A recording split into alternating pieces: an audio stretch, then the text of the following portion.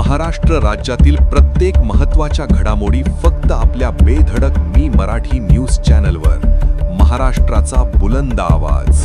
शहाद्याच्या कळंबूत murder. मामाच्या शालकासह त्याच्या पत्नीचे निर्दयी कृत्य. युवकाचे डोके भिंतीवर आपटले, गळाही दाबला, जागीच मृत्यू. आरोपी दाम्पत्य वजाड. शहादात एका 35 वर्षीय युवकाची त्याच्याच मामाच्या शालकाने पत्नीसह मिळून हत्या केल्याची धक्कादायक घटना शहादा तालुक्यातील कळंबू येथे उघडकीस आली आहे.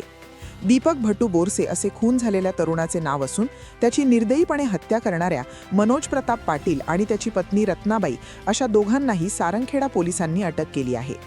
सूत्रांनी दिलेल्या माहितीनुसार दीपकच्या मामाच्या मुलीचे आधीच विवाह झाला होता. तिच्या पतीचे निधन झाल्यानंतर तिचा दुसरा विवाह जुळविण्याचा प्रयत्न झाला, मात्र हा दुसरा विवाह काही कारणास्तव तुटला होता. यानंतर ती मला आत्याचा मुलगा दीपकचा मोठा भाऊ आवडतो, त्याच्याशी लग्न लावून द्या म्हणून वडिलांच्या मागे लागली होती. अशातच 2-3 दिवसांपूर्वी ती घरी कोणालाही काहीही न सांगता आत्याच्या घरी कळंबू येथे निघून आली होती. याची माहिती मिळाल्यानंतर मामाचा शालक मनोज प्रताप पाटील हा पत्नी रत्नाबाई राहणार होळ तालुका शिंदखेडा जिल्हा धुळे सोबत हा भाचीच्या शोधात कळंबू येथे आला होता. मात्र हे दोघे कळंबू येथे पोहोचण्याच्या आधीच दीपकचा मोठा भाऊ आणि मनोजची भाची हे दोघे खरेदीसाठी सुरतला निघून गेले होते. मनोज व त्याच्या पत्नीने कळंबूत पोहोचल्यानंतर दीपकची भेट घेऊन आमची भाची कुठे गेली अशी विचारणा केली. यावर त्याने दोघेही सुरतला गेल्याचे सांगितले. मात्र यावर विश्वास न ठेवता मनोजने तू खोटे बोलत आहेस, माझी भाची इथेच आहे असे म्हणत दीपकशी वाद घालायला सुरुवात केली. हा वाद वाढल्यानंतर मनोज व रत्नाबाईने थेट दीपकवर हल्ला चढवला. यावेळी मनोज इतका रागात होता की त्याने दीपकची गचंडी पकडून त्याचे डोके भिंतीवर आपटले.